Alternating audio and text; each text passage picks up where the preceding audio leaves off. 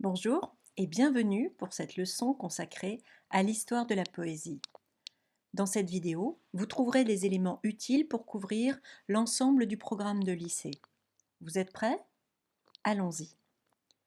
Pour parler de la poésie en France, il faut d'abord prendre un peu de recul dans le temps et dans l'espace, afin de mieux comprendre l'enchaînement des événements. Au début de notre ère, le territoire français, comme vous le voyez sur cette carte, est partie intégrante de l'Empire romain. Ceci va expliquer deux choses. La première, ce sont nos liens privilégiés au travers du temps avec un certain nombre de nations, notamment sur le pourtour méditerranéen. Et le second, ce sont les apports culturels étrangers. Au premier chef de ces apports culturels, l'héritage grec qui sera transmis par les Romains. Dans la Grèce antique, la poésie est un art majeur. Elle est composée par un naède, chantée par un rhapsode, et vous voyez au cœur de cette gravure la représentation d'un poète avec sa lyre, qui va devenir le symbole du genre, et qui donnera d'ailleurs un adjectif que vous connaissez bien, l'adjectif lyrique. Ce sont ici les premières bases qui vont structurer la poésie.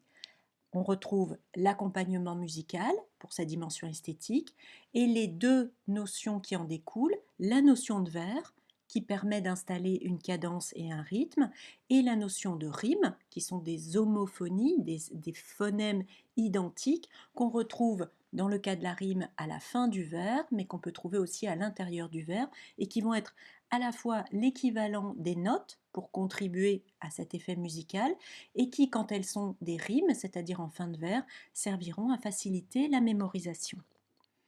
Je vous propose qu'on regarde deux formes poétiques héritées du modèle grec, que sont l'ode et l'élégie, et que je vous laisse découvrir.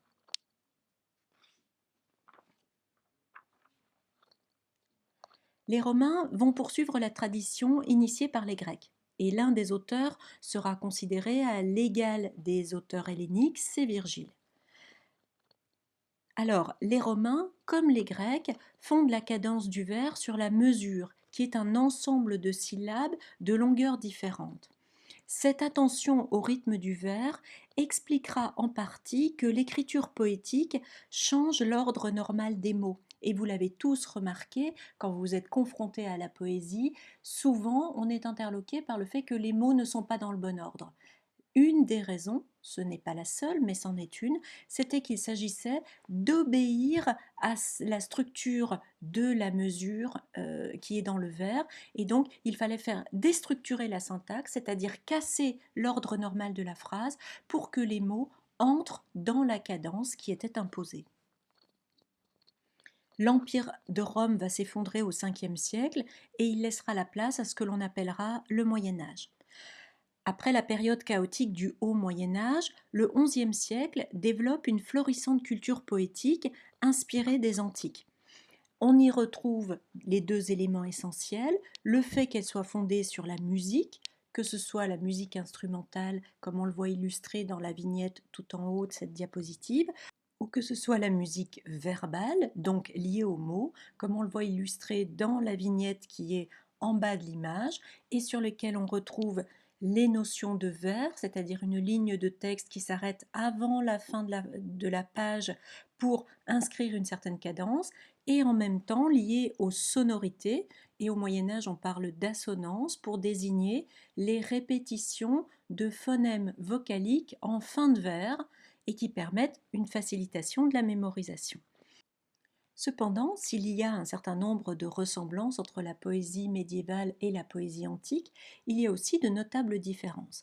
Alors la première, elle est bien sûr dans la langue, et vous le voyez dans l'extrait qui vous est donné en bas de la vignette, la langue dans laquelle se pense et s'écrit cette poésie médiévale, ce n'est ni du latin ni le français que nous connaissons aujourd'hui, c'est un état intermédiaire qu'on appelle le moyen français, et qui a comme caractéristique d'être une langue syllabique, ce qui va singulièrement simplifier l'écriture du vers, puisqu'on n'aura plus à se soucier de mesures extrêmement complexes.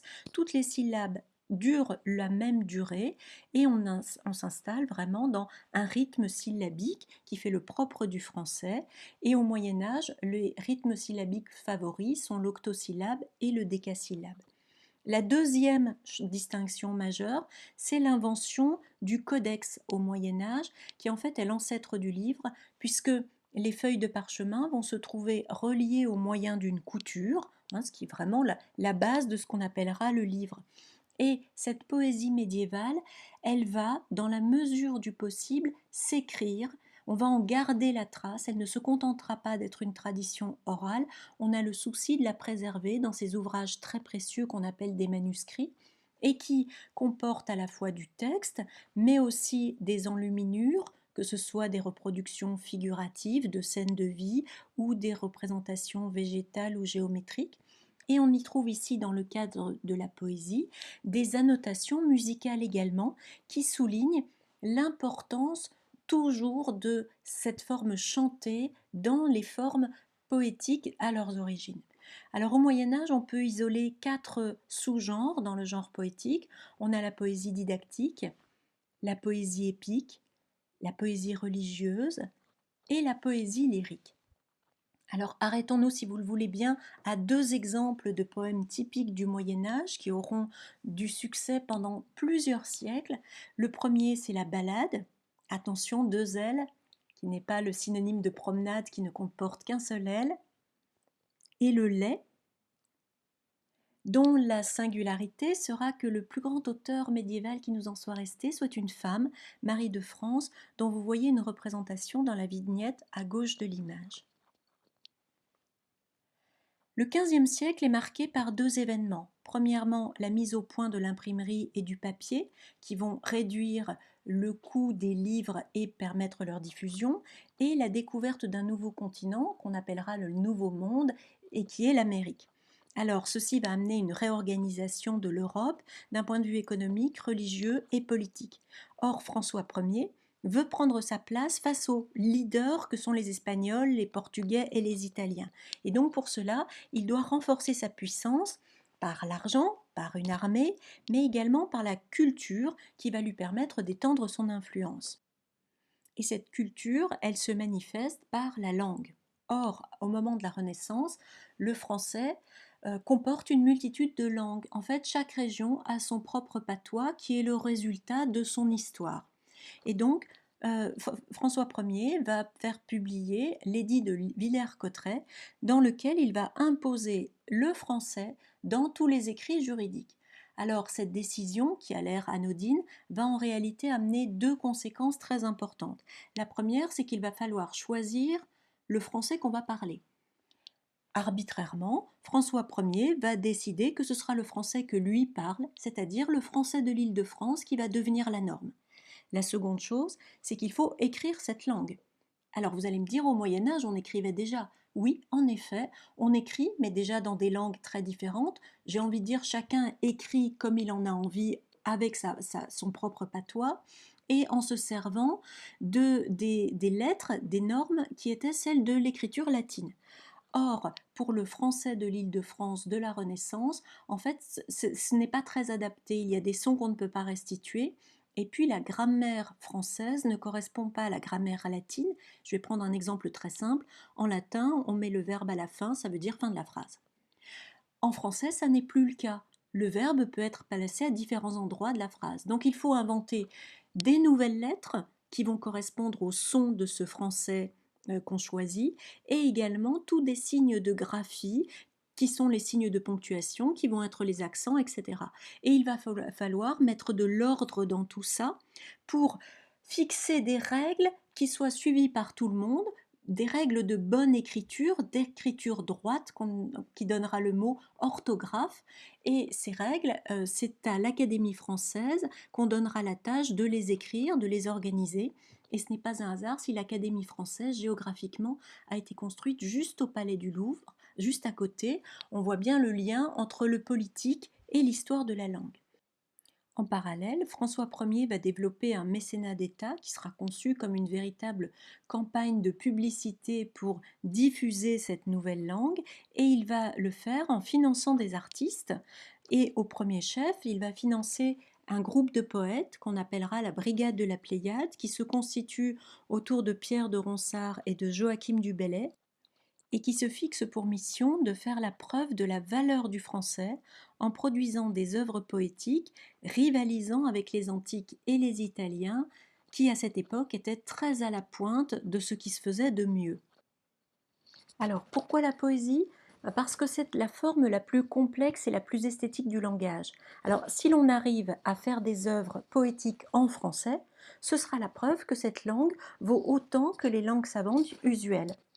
Et c'est une démarche qui se poursuivra tout au long du XVIe, mais aussi au début du XVIIe siècle, au travers des mouvements baroques et précieux, qui en reprendront à la fois les recherches formelles, mais en même temps l'ensemble des thèmes principaux. Donc, retenons de cette période de la Renaissance que c'est une reprise et un prolongement des formes savantes de l'Antiquité qui servent de référence, de modèle, mais c'est en même temps un moment de grande créativité lexicale, puisque tout est à construire dans cette langue qui est en train de s'inventer comme une langue écrite, et donc le triomphe d'un art écrit, hein, la poésie quitte peu à peu le territoire de l'oralité, du chant, pour entrer dans un territoire écrit. Alors observons au travers des vignettes cet univers du baroque notamment et de la préciosité où est particulièrement notable l'abondance, la surcharge qui prévaut également dans l'écriture, mais intéressons-nous aussi à deux formes qui vont avoir une longue postérité dans l'écriture française, que sont le sonnet et le blason, que je vous laisse le temps de découvrir. La seconde partie du XVIIe est marquée par l'accession au pouvoir de Louis XIV et c'est une rupture. Après la folle créativité de la Renaissance, place à l'ordre, à la raison et à la symétrie. C'est un mot d'ordre qui s'applique à l'art autant qu'à la vie civile et qui nous rappelle encore une fois que littérature et politique sont toujours très étroitement liées. Nicolas Boileau va publier à cette époque un art poétique qui va synthétiser les attendus de ce nouvel idéal classique, et dont l'essentiel peut être résumé dans cette phrase: ce qui se conçoit bien s'énonce clairement, et les mots pour le dire arrivent aisément. Vous noterez que Boileau s'exprime ici en vers. C'est qu'au XVIIe siècle, le vers, et particulièrement l'alexandrin, comme il est employé ici par Nicolas Boileau, apparaît comme l'incarnation de l'élitisme, du raffinement et de l'intelligence qu'on ambitionne de faire rayonner comme l'exemple de ce qu'est la France. C'est ce qui explique que de nombreux ouvrages de cette période soient en vers. Ça ne fait pas du tout de leurs auteurs des poètes, mais ça correspond tout simplement à une mode et à un idéal. On dit souvent que le XVIIIe siècle est un siècle sans poésie et que les philosophes des Lumières avaient plus important à faire que des vers. Mais qu'en est-il de la création littéraire de cette époque? On constate qu'il y a effectivement une création de type versifié, et on peut même la synthétiser en trois genres: la poésie lyrique, avec le début de l'expression sincère des sentiments, une poésie galante, et surtout la chanson.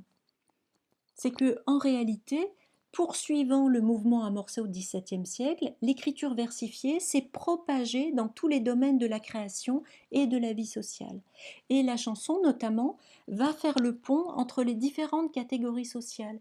Alors, prenons l'exemple de deux chansons que vous connaissez tous: Il pleut bergère, qui en réalité, avant d'être une chanson populaire, voire même une chanson pour les enfants, une comptine, est tirée d'un opéra comique où allait plutôt l'élite de la société. J'ai du bon tabac a été créé par un abbé qui était tout à fait sérieux. Et puis, bien sûr, l'autre exemple fameux, c'est la Marseillaise, qui a été composée par Roger de Lille à la fin du XVIIIe siècle et qui nous prouve bien cette importance de la forme versifiée dans la vie culturelle française et le fait qu'elle traverse toutes les strates de la société et n'est pas du tout quelque chose réservé à l'élite. La Révolution française va entraîner la France dans un grand tourbillon politique qui durera presque 100 ans. De coups d'État en révolte ouvrière, le pays sera profondément secoué sur ses bases et la littérature va bien sûr rendre compte de ces bouleversements. Trois mouvements littéraires vont rythmer le XIXe siècle, proposant leur propre lecture des événements et imposant une langue renouvelée pour dire ces nouvelles réalités. Je parle bien sûr du romantisme, qui célébrera l'individu, mais également du réalisme qui donne à voir le réel dans toute sa diversité. Et enfin, un grand mouvement qu'on appelle l'art pour l'art et dont vous connaissez la plupart des auteurs sous le qualificatif de poète maudit.